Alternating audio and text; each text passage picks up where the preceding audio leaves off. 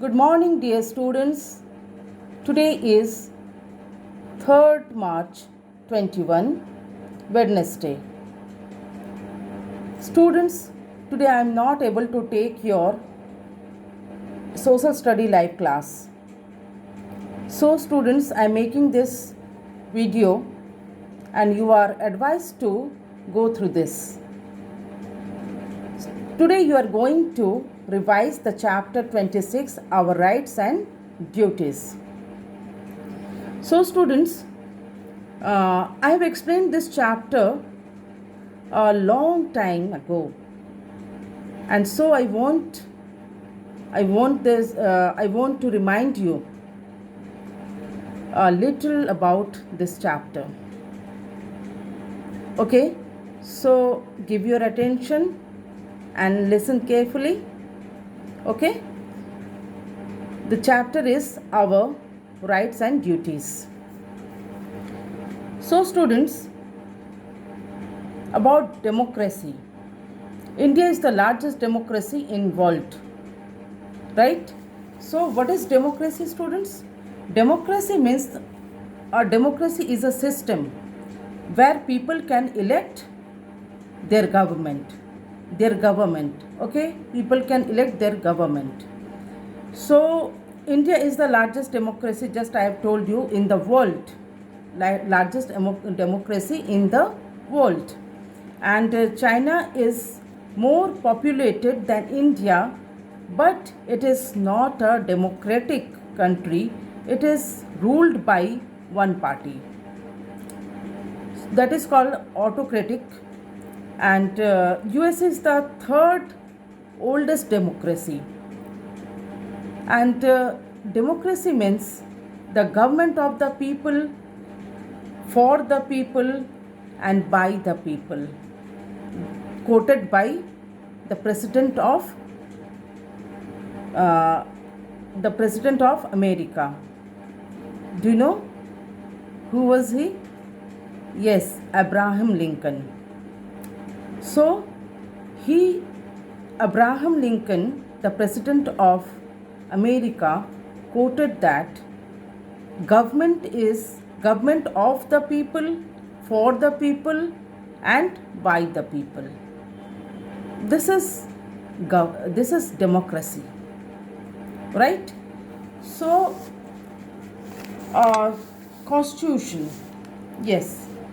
Constitution, that means a constitution tells us about our goals, rights and duties towards our country, our nation. Citizenship by birth. As you know, students, I have explained to you that citizenship by birth has been amended time to time. Okay, this paragraph, what is given in the book, I will tell you in free statement. I hope you can understand. That is, citizenship by birth between 26 January and 1st July 1987. A person born in India is Indian citizen. Again it is amended. Between 1st July to 3rd December 2004. A person born in India is Indian citizen if either parent is a citizen of India. It is amended again since 3rd December 2004. A person born in India will be an Indian citizen only if both the parents are Indian citizen or one parent is citizen of India and the other is not an illegal immigrant. Okay, and what is illegal immigrant? That means a person who is residing India without valid documents. Documents, that means, for example, visa, passport, these are called documents. Okay, so they are called illegal immigrant. So from 3rd December 2004 onwards, person born outside of India shall not be considered are citizens of India unless their birth dates are registered at an Indian consulate. Okay, within 1 year of the date of the birth. This is also important. Our constitution that you have to start from. Our constitution, the Constitution of India is supreme law of India. Okay, so it is classified in it is classified into three ways, that is legislative, executive and judicial. So the constitution is classified in legislative, executive and judicial. You can understand by flow chart that like this: legislative, president, then parliament. Within parliament, Rajya Sabha and Lok Sabha. Next is executive, prime minister, then union ministers. Judicial, in judicial, Supreme Court, then High Court, district courts, and then you can say that is in village, that is panchayat in the rural parts. Okay, this is the layout of the constitution. So students, India celebrates the adoption of constitution on 26 January. Okay, and each year we celebrate it as Republic Day. Now about preambles. So students, it is quite clear that the preamble states that the people of India will elect their own government, so that it is democracy. Preamble. The preamble to the Constitution of India is a brief introductory statement that sets out the guidelines which guide the people of the nation. Okay, so preamble is an introductory statement. Dr. B.R. Ambedkar, as chairman of the Constitution of the drafting committee, who drafted this constitution, was the chief architect of the Indian Constitution. Okay, this drafting committee. He was the chief of the drafting committee of the Constitution. Okay, so India is a secular country. It has no state religion, and the government and the law treat all the religions equally, and it is secular country.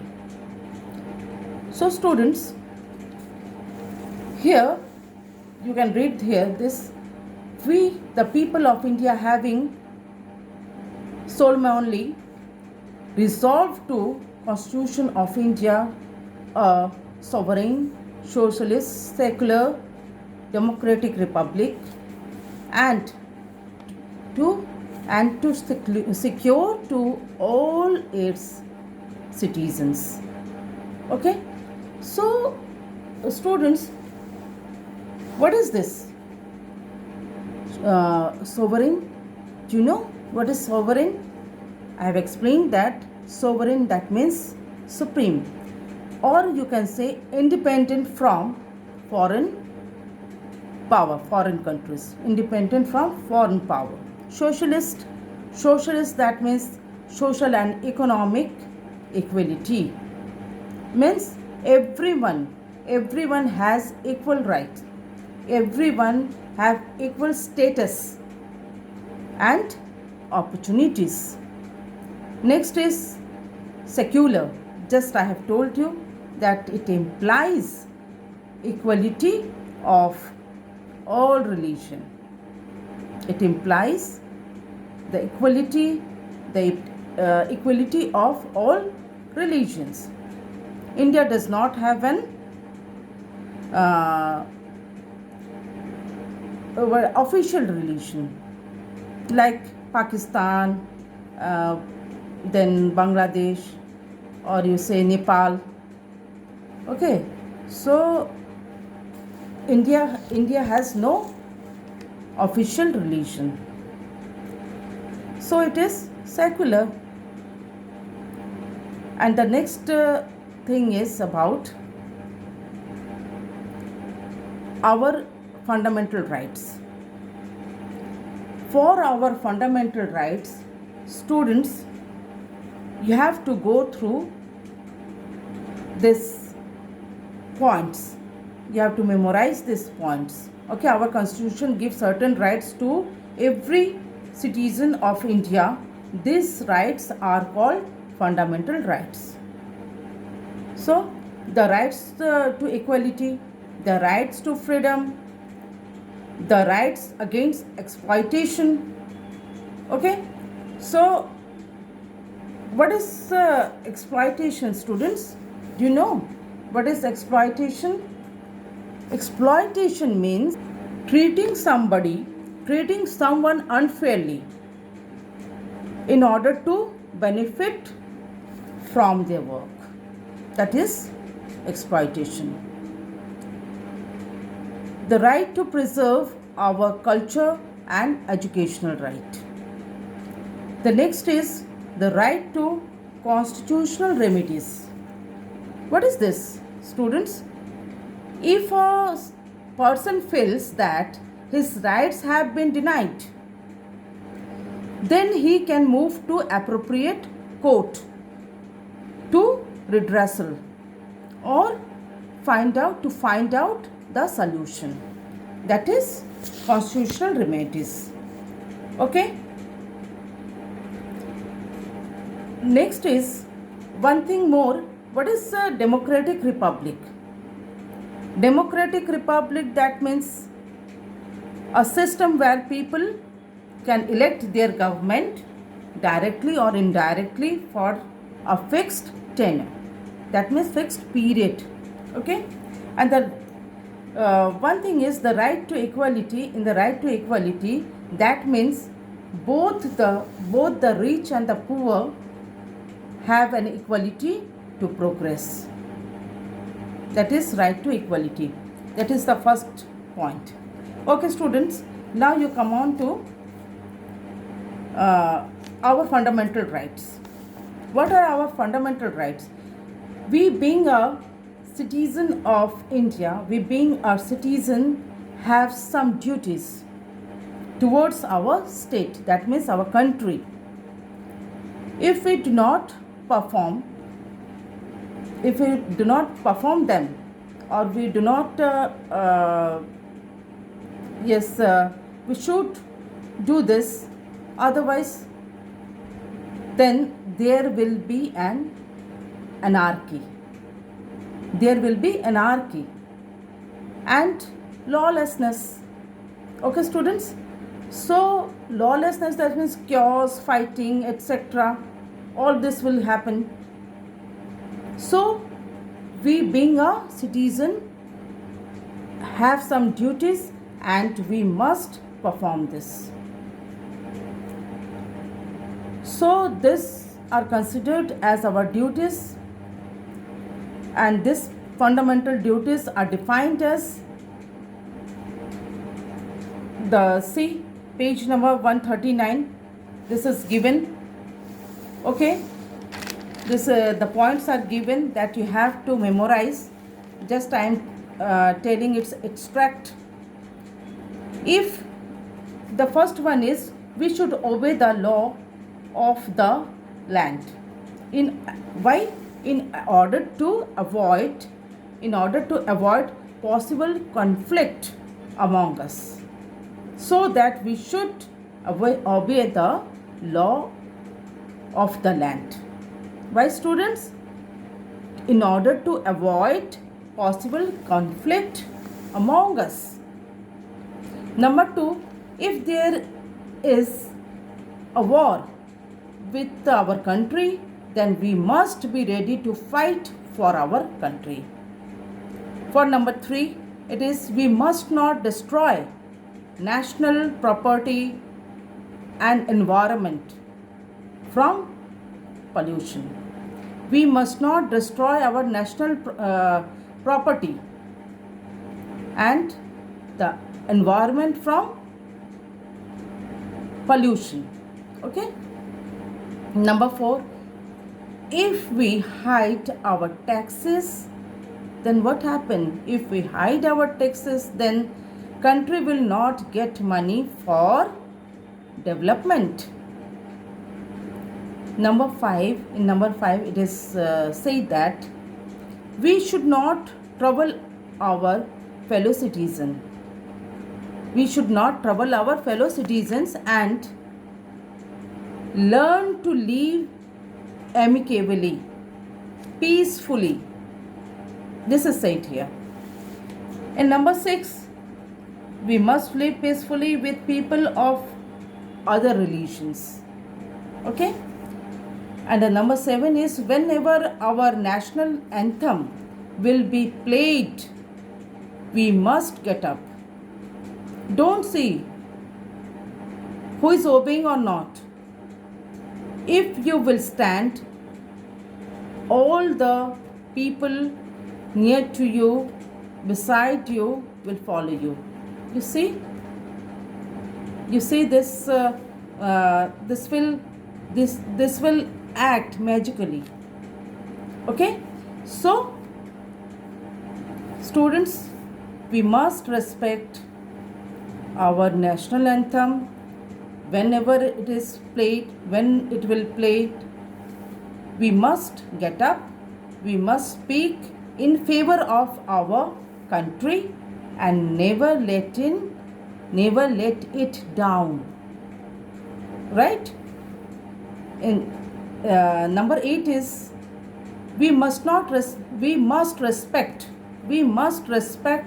our freedom fighters like Subhash Chandra Bose, Khudiram Bose, then Binoy Badal, etc. All these are freedom fighter. Number 9 is we should always think ourselves as Indian first, irrespective of whether we are Bengalis or Punjabis, Hindus or Muslims, etc. First we are Indian. Okay. Number 10, it is said that here in number 10, the extract is that India has a diverse culture. India has a diverse culture pattern. We should learn and appreciate others. Okay. So these are our fundamental duties, and we should obey this. And students, we must perform this also. Directive principles of state policy. Government has some roles to play. Government has some roles to play. And what are the roles, students? These are adequate means of livelihood. Every citizen must have good nutrition to sustain himself. Number 2 is wealth of the nation must be distributed uniformly among citizens. It should not be concentrated in few hands. Okay, students? And use of resources of our country should be distributed, just I told you, to save the common man. Number 4 is children up to the age of 14 should be given free education. Number 5, the interest of the scheduled caste, scheduled tribe, backward caste and other weaker sections should be protected. But it should be for a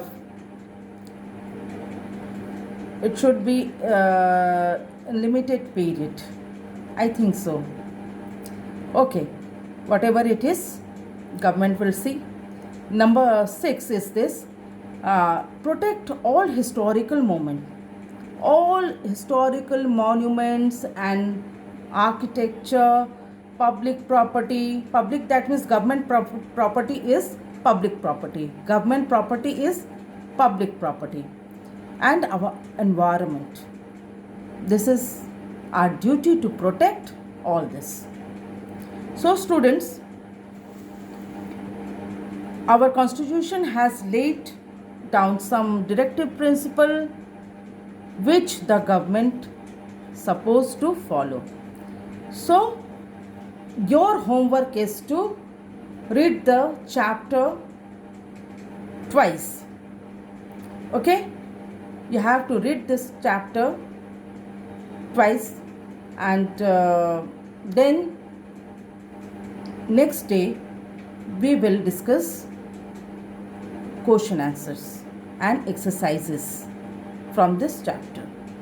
Okay students, this is what for today students, and I hope you will complete what I have given in homework, and the class ends here.